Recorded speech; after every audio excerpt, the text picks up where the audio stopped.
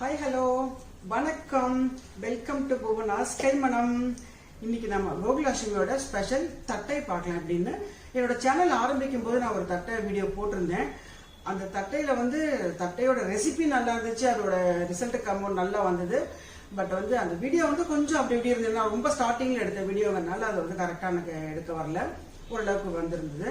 ஆனால் இப்போ கோகுலாஷ்மி இருக்கிறதால நம்ம அதை பண்ணலாம், மறுபடியும் பண்ணலாம் அப்படின்ட்டு இப்போ இந்த ஒரு எப்படி மாவு பிசையெல்லாம் என்னென்ன போடலாம் அப்படிங்கிறத காமிக்கிறேன். இதை பார்த்து நீங்கள் ஃபாலோ பண்ணி ஈஸியாக பண்ணலாம். இப்போ பார்க்கலாம்.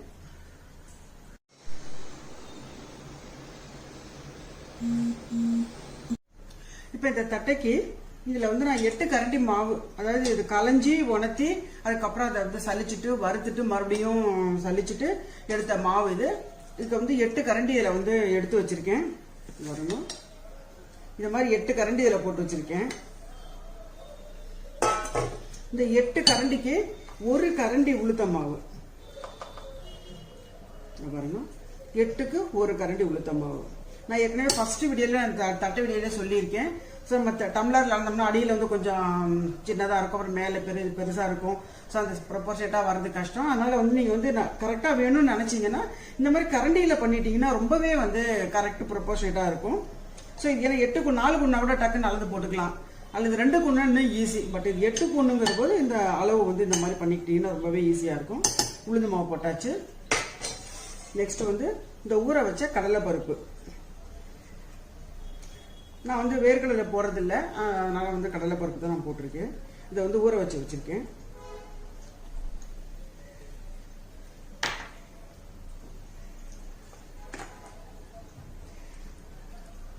இதுல 2 ஸ்பூன் நெய் போடும்.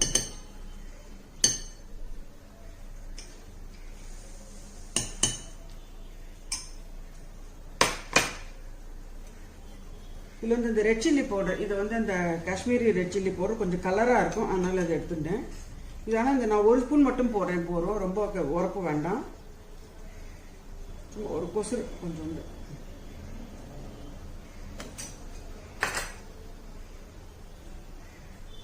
நான் நிறைய வீடியோவில் சொல்லியிருக்கேன். பட்சணத்தில் இந்த மாதிரி பெருங்காயத்தை தண்ணியாக பண்ணி வச்சுக்கிட்டிங்கன்னா ரொம்பவே டேஸ்ட்டாக இருக்கும் மாவு அப்படின்னா, பட்சணமும் டேஸ்ட்டாக வரும்.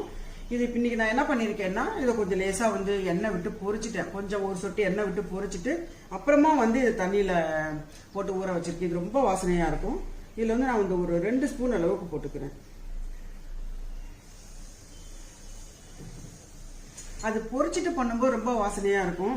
நீங்க இந்த கரண்டியில கூட தாளிக்கிற கரண்டி இருக்குல்ல, அதுல கூட ஒரு சொட்டு எண்ணெய் விட்டுட்டு பெருங்காயத்தை போட்டு லேசா பண்ணீங்கன்னா அப்படியே புஃபன் பெருசா வரும். அதுக்கப்புறமா நீங்க தண்ணி விட்டு பண்ணீங்கன்னா நல்லா வாசனையா இருக்கும். இப்போ இதுல கொஞ்சம் கருவேப்பிலையை சின்ன சின்னதா கிள்ளி வச்சிருக்கேன்.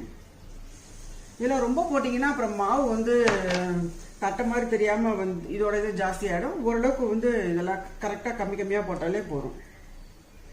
இல்ல உப்பு எடுத்துக்கலாம். இது 1 ஸ்பூன் ஃபுல்லா போட்டிருக்கேன். கொஞ்சம் ஒரு 1.5 ஸ்பூன். இப்போ இதை முதல்ல எல்லாத்தையும் நல்லா கலந்துக்கலாம். அதுக்கப்புறமா தண்ணி விட்டுக்கலாம். ஏன்னா அதான் ப்ரொசீஜரே. என்ன கேட்டால் இதில் இருக்கிற வெண்ணெயில் இருக்கிற ஈரம், இந்த பருப்பு போட்டதில் ஈரம், பெருங்காய தண்ணி எல்லாமா ஈரம் இருக்கும். ஸோ இதை மொத்தமாக எல்லாத்தையும் பிசைஞ்சிட்டு அப்புறமா நம்ம தண்ணி விட்டு பிசைஞ்சிக்கலாம். கொஞ்சம் கொஞ்சமாக தண்ணி தெளித்து பிசைஞ்சிக்கலாம்.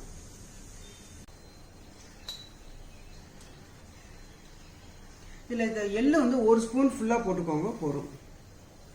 இதில் வெள்ளை எள்ளு போட்டிருக்கேன். சில சமயம் நான் கருப்பு எள்ளும் போடுவேன். இப்போ நம்ம பண்டிகை அது இது நம்ம ஷேர் பண்ணுவோம், சாப்பிடுவோம் அப்படிங்கிறனால சரி வெள்ளை எல்லாம் போட்டிருக்கேன். கருப்பு எள்ளு நல்ல டேஸ்டாக தான் இருக்கும்.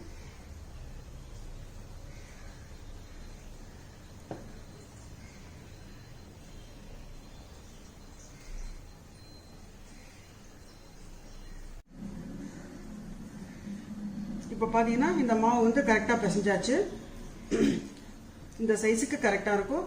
அப்படி வேணா நீங்கள் நீங்களா செக் பண்ண எப்படி பண்ணணும்னா, இந்த மாதிரி கொஞ்சம் உருண்டை இப்படி எடுத்துட்டு இப்படி பண்ணிட்டு தட்டுறதுக்கு முன்னாடி செக் பண்ணி பாருங்க. இப்படி பண்ணிட்டு இப்படி பண்ண வருதா அப்படின்னு சும்மா செக் பண்ணீங்கன்னா பாருங்க. ஸோ நம்ம இதான் கரெக்டு, அவ்வளோதான். உங்களுக்கு செக் பண்ணணும்னு தோணுச்சுன்னா அந்த மாதிரி பண்ணலாம். இப்போ நம்ம இதை உருட்டிட்டு எண்ணெயில் போட்டு பொரிச்சு எடுக்கலாம்.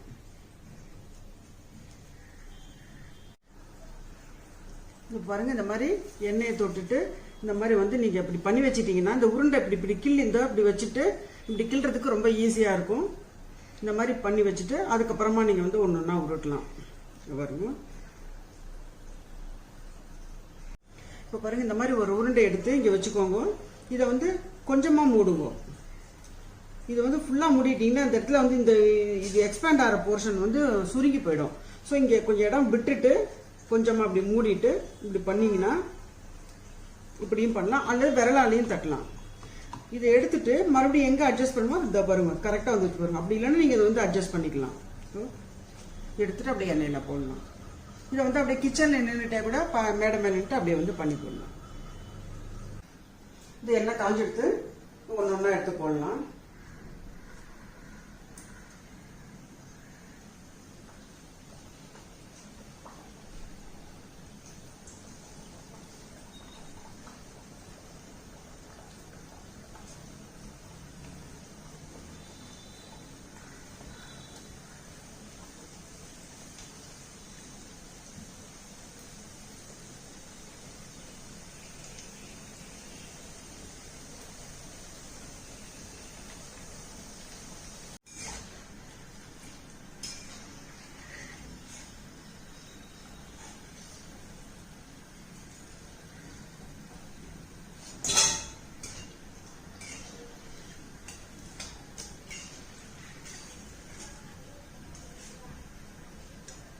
வேகும் போது இந்த மாதிரி நான் பண்ணி வச்சிருக்கேன். இப்போ வந்து ஒரு ஈடு வெந்துட்டே இருந்தது இல்லையா, அந்த சமயத்துல வந்து நம்ம என்ன பண்ணலாம்னா அதையும் திருப்பி விட்டுக்கிட்டே பக்கத்துல இருந்து இந்த மாதிரி வந்து சின்ன சின்னதா பண்ணி வச்சுக்கலாம். பாருங்க, நெக்ஸ்ட் போடுறதுக்கு இது வசதியா இருக்கும்.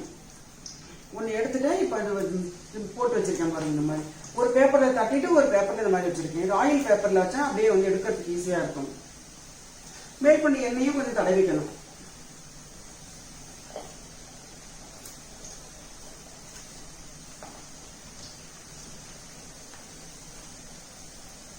ஒரு பேப்பர்ல வந்து இதுல பண்ணி இதுல எடுத்து டிரான்ஸ்ஃபர் பண்ணி வச்சுக்கிட்டேன்.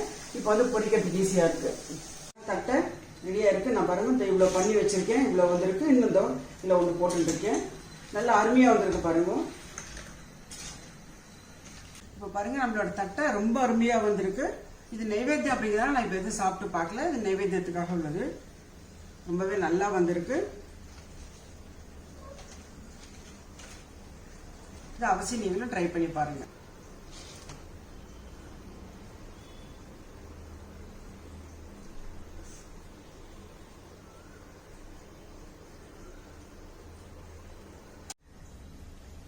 இப்போ வந்து இந்த கோகுலாஷ்டமி ஸ்பெஷல் சீடை, வெள்ளை சீடை, அது வந்து மாவு கலந்து வச்சிருக்கேன். இப்போ நான் லாஸ்ட் வீக் தான் வந்து உங்களுக்கு எல்லாருக்கும் வந்து இதை ப்ராக்டிஸ் பண்ணலாம் அப்படிங்கிறனால முன்னாடியே நீங்கள் வந்து பார்த்து வைப்பீங்க அப்படிங்கிறதுனால தான் போன வாரம் வந்து அப்லோட் பண்ணியிருக்கேன் வெள்ளை சீடை. அது வந்து உங்களுக்கு பண்ணி காமிக்கிறதுக்காக, இது வந்து இப்போ நைவேத்தியத்துக்காக நீ நான் பண்ணுறேன். ஸோ இதில் வந்து இப்போ மாவு கலந்து வச்சிருக்கேன். அதுலேயே வந்து அந்த வீடியோவில் வந்து ஃபுல்லாக உங்களுக்கு டீட்டெயிலாக பண்ணியிருக்கேன். எல்லா இதுவுமே எப்படி மாவு வந்து எவ்வளோ அரைக்கணும், எப்படி அரைக்கணும், எப்படி கலக்கணும், எல்லாமே அதில் இருக்குது டீட்டெயிலாக. இப்போ இதில் எப்பவுமே பார்த்தீங்கன்னா இந்த ஒரு டம்ளரோ கிண்ணமோ ஏதோ ஒன்று எடுத்தீங்கன்னா அது வந்து அரிசியை களைஞ்சி ஊற வச்சு அதுக்கப்புறமா வந்து உணர்த்திட்டு அரைச்சி சளிச்சு எடுத்தீங்கன்னா 1.5 டம்ளர் வரும். 1 டம்ளர் போட்டிங்கன்னா 1.5 டம்ளர் மாவு வரும். ஸோ 1 டம்ளருக்கு வந்து நீங்கள் 3/4 டம்ளர் வந்து வெல்லம் எடுக்கணும். 3/4 டம்ளர் வெல்லம் போட்டிங்கன்னா ஒரு வெள்ளத்தை வந்து நைஸாக இருக்கணும். நீங்கள் இந்த பெரிய பெரிய கட்டியாக இருந்து எடுத்து அடைச்சிக்கும். அதுக்கப்புறம் அதில் அளவு வராது. ஸோ பொடியாக பண்ணிவிட்டு அதுக்கப்புறமா அதில் வந்து 3/4 வந்து வெல்லம் போட்டு கொஞ்சமாக தண்ணி விட்டு அதை கரைச்சிட்டு வடிகட்டி அதுக்கப்புறம் கொஞ்சம் நேரம் காய்ச்சணும். அந்த வீடியோவில் நான் சொல்லியிருக்கேன் எப்படி காய்ச்சணும் என்ன அப்படிங்கிறதெல்லாம் சொல்லியிருக்கேன் அதில். அதுக்கப்புறமா இந்த மாவில் வந்து ஆஸ் யூஸ்வல் எள்ளு, நான் இந்த கருப்பு எள்ளு போட்டிருக்கேன். ஏன்னா வெல்லம் வந்து எப்படின்னா நம்ம சிகப்பாக தான் இருக்க போகிறது பொரிச்சு எடுத்தாலும். இப்போ வெள்ளை சீடெல்லாம் உங்களுக்கு வந்து கலராக இருந்தால் அதுக்கு வெள்ளை எள்ளு போடலாம். இதுக்கு நான் கருப்பு எள்ளு தான் போட்டிருக்கேன். தேங்காய் வந்து இந்த வாட்டி வந்து பல்லாக கீறி போட்டிருக்கேன். யூஸ்வலாக வந்து துருவியும் போடலாம். நான் இந்த வாட்டி என்ன பண்ணிக்க, இந்த பாருங்க இந்த மாதிரி குட்டி குட்டியாக இதோ அவ்வளோவா தெரியாது வெள்ளத்தில் இந்த மாதிரி சின்ன சின்னதாக வந்து கட் பண்ணி போட்டிருக்கேன். இந்த வாட்டி ஆஸ் யூஸ்வல் வந்து அது மாதிரி மாவு போட்டு அதில் வந்து கொஞ்சம் உளுத்த மாவு, தேங்காய் வந்து பல்லாக கீறி போட்டுட்டு கொஞ்சம் எள்ளையும் போட்டுட்டு ஒரு 2 ஸ்பூன் வெண்ணெயும் போட்டுட்டு இதை வந்து மாவு கலந்து வச்சுருக்கேன். இப்போ எண்ணெயை தடவிட்டு இப்படி பண்ணிட்டு பண்ணிங்கன்னா உங்களுக்கு வந்து அந்த உருட்டுறதுக்கு வசதியாக வரும். இது இப்படி இருக்கு இல்லையா, இது இப்படி பிடிச்சிட்டு இந்த மாதிரி இந்த வெள்ளைச்சீடை வந்து கொஞ்சம் பெருசாகவும் உருட்டலாம், சின்னதாக உருட்டலாம், அது அவங்க சௌகரியம். அவ்வளோதான். இந்த மாதிரி உருட்டி போட்டுட்டு அதுக்கப்புறமா வந்து பொரிச்சு எடுக்கலாம். இதை ஃபுல்லாக உருட்டி வச்சாச்சு. இதில் கொஞ்சம் ஆயிருக்கு. இதுக்கு வந்து எண்ணெயில் போட்டு பொரிச்சு எடுத்துடலாம். எண்ணெய் சுட்டு கொடுத்து இதில் வந்து கொஞ்சம் கொஞ்சமாக போட்டு எடுக்கலாம். இந்த வெள்ளை சீடை கம்மியாக தான் போடணும், ஃபுல்லாக போடக்கூடாது. அந்த மாதிரி அடுப்பும் வந்து கொஞ்சம் மீடியமாக தான் இருக்கும். அதான் நான் சின்ன பர்னரில் வச்சுருக்கேன் இன்னைக்கு.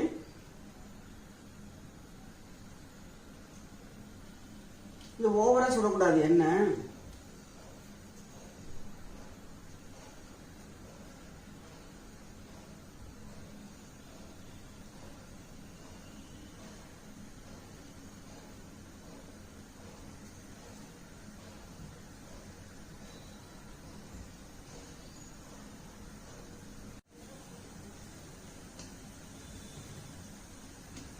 இப்போ நம்மளோட வெள்ளைச்சீடை அருமையா தயாராயிடுச்சு. நல்லா வந்திருக்கு பாருங்க. நைவேத்தியத்துக்கு ரெடி.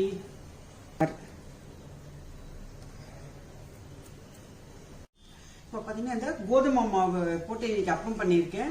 ஏன்னா ஏற்கனவே வரலட்சுமி நோம்பும் போது அரிசி மாவு போட்டு அரைச்சி அதுலேயே வெள்ளத்தையும் போட்டு அரைச்சி ஒரு வாழைப்பழமும் போட்டு அதில் பண்ணுவோம். ஸோ அதில் அப்புறம் வந்து ஆவணியை விட்டம் வந்தது, அதுக்கும் அப்பம் பண்ணியாச்சு. ஸோ இன்னைக்கு வந்து என்ன பண்ணேன், கோதுமை மாவு அப்பம் பண்ணலாம் அப்படின்றதுனால இது கோதுமை மாவு போட்டேன். ஒரு சின்ன கப்பு கோதுமை மாவு போட்டுட்டு அதில் ஒரு 2 ஸ்பூன் அரிசி மாவு. ஏன்னா அது கோதுமை ரொம்ப குழகுழன்னு இருக்கும் இல்லையா. ஸோ அதை இதுக்காக வந்து ஒரு 2 ஸ்பூன் வந்து அரிசி மாவு போட்டேன். கொஞ்சம் வாழைப்பழம், கொஞ்சம் வந்து 3/4 கப்பு வெல்லம், ஏலக்காய் பொடி, தேங்காய் பல்லாக கொஞ்சம் துருவி போட்டு இதில் வந்து ஒரு அப்பம் குத்தி வச்சிருக்கேன். இது வந்து நல்லா இருக்கும். இதுவும் வந்து கிருஷ்ணருக்கு வந்து ரொம்ப விசேஷம் நைவேத்தியத்துக்கு. ஸோ இது அப்பவும் ரெடி ஆகிட்டு இருக்கு.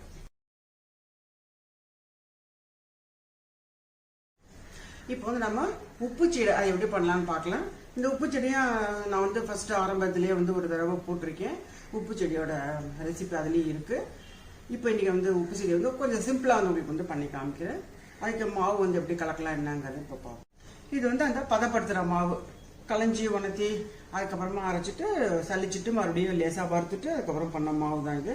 இதில் வந்து ஒரு 2 கப் அளவுக்கு எடுத்து காமிக்கிறேன் இன்னைக்கு. இதோ 2 வந்து ஃபுல் கப் 2 கப் எடுத்துட்டாச்சு. இதுக்கு வந்து 2 ஃபுல் ஸ்பூன் வந்து வெண்ணெய் போடலாம். ஒரு டம்ளருக்கு வந்து ஒரு கப்புக்கு வந்து ஒரு ஸ்பூன் போட்டிங்கனாலே போதும். ஸோ இது வந்து 2 ஸ்பூன் வெண்ணெய்.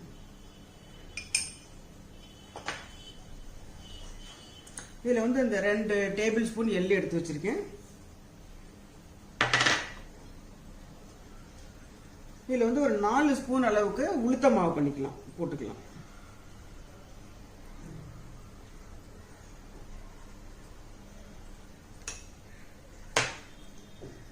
இதில் ஒரு 4 ஸ்பூன் அளவுக்கு தேங்காய், துருவின தேங்காய் எடுத்து வச்சிருக்கேன், அதையும் போட்டு.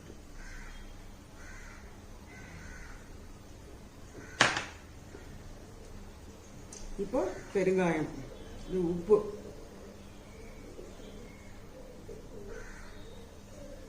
ஒரு 1/2 ஸ்பூன் கிட்ட போட்டிருக்கேன். இது பெருங்காயம் ஆஸ் யூஷுவல் நான் வந்து தண்ணி இதை பொரிச்சிட்டு அதுக்கப்புறம் வந்து தண்ணி விட்டு கரைச்சி வச்சிருக்கேன். ஸோ இது இப்போ இது நைவேத்தியத்துக்காக இதெல்லாம் பண்ணதுனால இது நைவேத்தியம் முடிஞ்சதுக்கு அப்புறம் நீங்க சமையலுக்கு வந்து இதை யூஸ் பண்ணிக்கலாம்.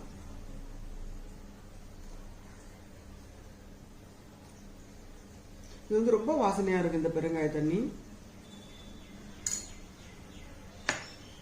இப்போ முதல்ல வந்து வழக்கம் போல முதல்ல எல்லாத்தையும் போட்டு கலந்துட்டு அதுக்கப்புறமா வந்து தண்ணி விட்டு கலந்துக்கலாம்.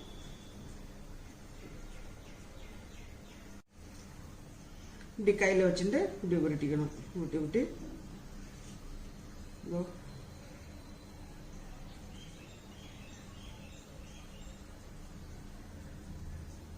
இது வந்து கொஞ்சம் சின்னதாக உருட்டினீங்கன்னா கொஞ்சம் நல்லா வந்து ஒரு மொறுன்னு வரும். கொஞ்சம் சின்ன சைஸ்ல உருட்டலாம். இதை நம்ம என்ன பண்ணணும்னா இந்த மாதிரி உருட்டும் போது கொஞ்சம் எடுத்து இதில் வச்சுக்கணும். இந்த மாதிரி பிளேட்டில் வந்து கொஞ்சம் எடுத்து வச்சுட்டு பாக்கியை வந்து மூடி வச்சுக்கணும். இல்லைன்னா அது என்ன ஆகும்னா காஞ்சு போயிடும். இப்போ இந்த மாதிரி கொஞ்சம் கொஞ்சமாக எடுத்து தட்டில் வச்சுட்டு இதை வந்து மூடி வச்சிடணும். அப்படி இல்லைன்னா ரொம்ப ட்ரை ஆகிடும். நம்ம இதை பண்ணி முடிக்கிறதுக்குள்ள ட்ரை ஆகிடும். பாருங்க, இந்த மாதிரி வந்து துணியில் போட்டு வச்சுட்டேன். எண்ணெயை காய வச்சிருக்கேன். இதை வந்து நம்ம வந்து பொரிச்சு எடுத்துருவோம்.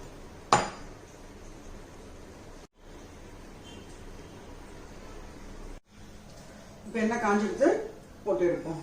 ஒன்று போடுறேன். இதில் வந்து நான் தேங்காய் எண்ணெய் விட்டுருக்கேன். ரொம்ப வாசனையாக டேஸ்ட்டாக இருக்கணும். நான் தேங்காய் எண்ணெய் தான் போட்டிருக்கேன் இன்னைக்கு.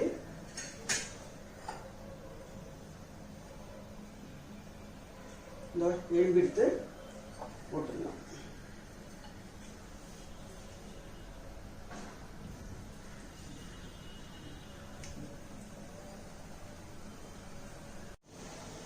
இப்போ பார்த்தீங்கன்னா இந்த சீடை ரெடி ஆகிட்டு இருக்கு பாருங்க.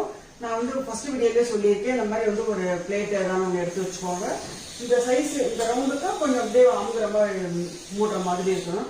ஒரு ஆத்திர அவசரம்னா சப்போஸ் உங்களுக்கு அப்படி ஏதாச்சும் ஒரு டவுட் வந்தது வெடிக்கிற மாதிரி இருந்ததுன்னா மூடிட்டு இதை வந்து ஆஃப் பண்ணிடுவோம். அவ்வளோதான், கேஸ் ஆஃப் பண்ணிடுவோம். வேறு எதுவும் பண்ண வேண்டாம், பிரச்சனையே இல்லை. பட் மோஸ்ட்லி வெடிக்க நம்ம கரெக்டாக ஸ்டெப்ஸை ஃபாலோ பண்ணி எதையும் ஊசி கீசி இல்லாமல் அழகாக பண்ணோம்னா வெடிக்கிறதுக்கு வாய்ப்பு கிடையாது. பட் சீடை அப்படின்னாலே இன்னமும் ஏதோ ஃபர்ஸ்ட் டைம் சீடை பண்ற மாதிரி தான் கொஞ்சம் அந்த ஒரு ஈடு போட்டு எடுக்கிறதுக்கு கொஞ்சம் பயம் இருக்கும். அதுக்கப்புறம் நீங்க பயப்பட வேண்டாம். ஒன்ஸ் அது வெடிக்கலன்னு தெரிஞ்சுன்னா அதுக்கப்புறம் வெடிக்காது. வெடிக்கிற மாதிரி இருந்ததுன்னா அது ஸ்டார்டிங்கே முதல் ஈடு நீங்க போனீங்க இல்லையா, 1 நிமிஷம் 2 நிமிஷத்துலேயே வெடிக்கும். அப்படி இல்லைன்னா அதுக்கப்புறம் அது வெடிக்காது. அது வந்து நான்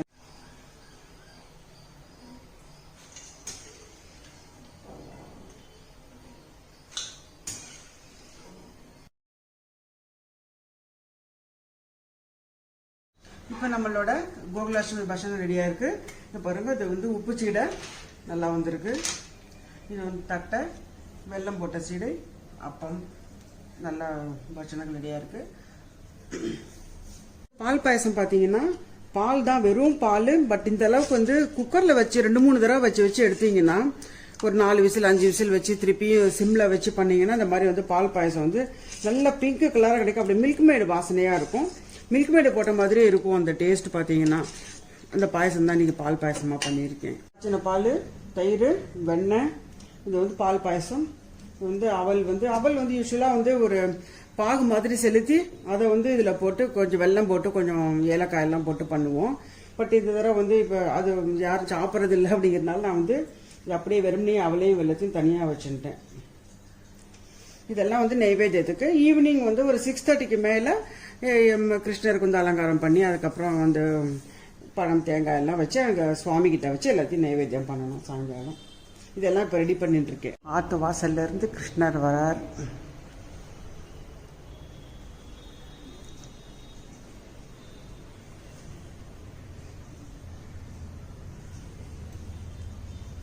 அப்படியே நடந்து வந்துட்டே இருக்காரா, அப்படியே வந்துட்டு அப்படியே திரும்பிட்டு அப்படியே போயிட்டு நேர சுவாமி கிட்ட போறார். வாவ்,